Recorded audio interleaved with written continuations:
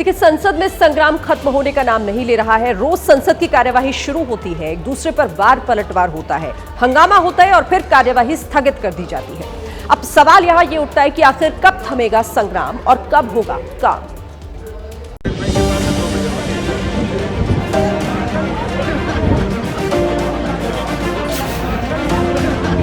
सदन के बाहर गुलाब का फूल देकर गांधीवादी तरीके से प्रदर्शन किया जा रहा है।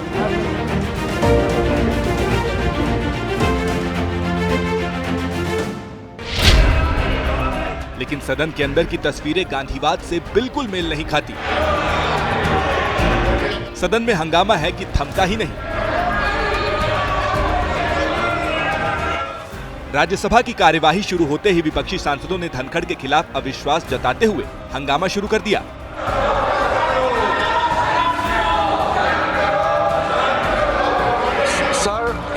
हंगामा जारी था, तभी संसदीय कार्य मंत्री किरेन रिजिजू ने सभापति धनखड़ के समर्थन में बोलना शुरू किया।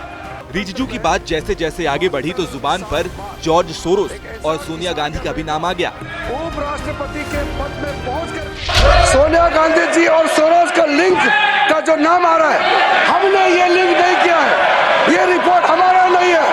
अंतरराष्ट्रीय जगत में, पूरा दुनिया में ये रिपोर्ट पढ़ रहा है।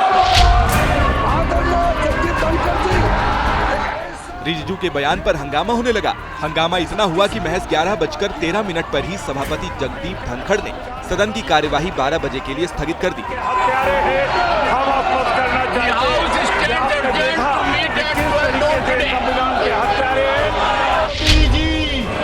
12 बजे कार्यवाही फिर शुरू हुई।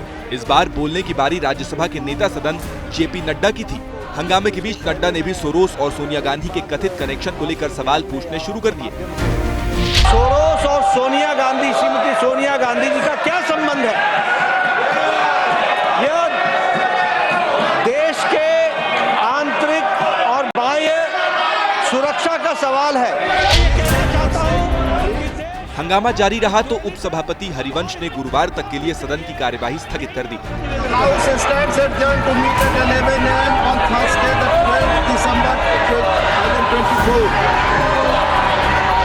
राज्यसभा में विपक्ष के हंगामे की दो प्रमुख वजहें नजर आ रही हैं। पहला, विपक्ष अडानी मुद्दे पर चर्चा की मांग कर रहा है और दूसरा, राज्यसभा के चेयरमैन जगदीप धनखड़ पर विपक्ष लगा रहा है पक्षपातपूर्ण रवैये का आरोप।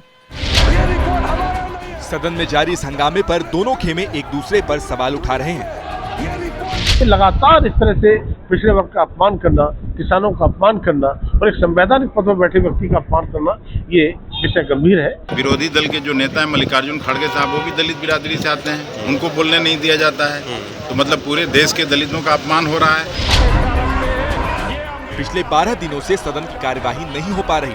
सवाल ये है कि कब तक संसद में यूं ही संग्राम होगा, आखिर काम कब होगा। हाउस के अंदर हो,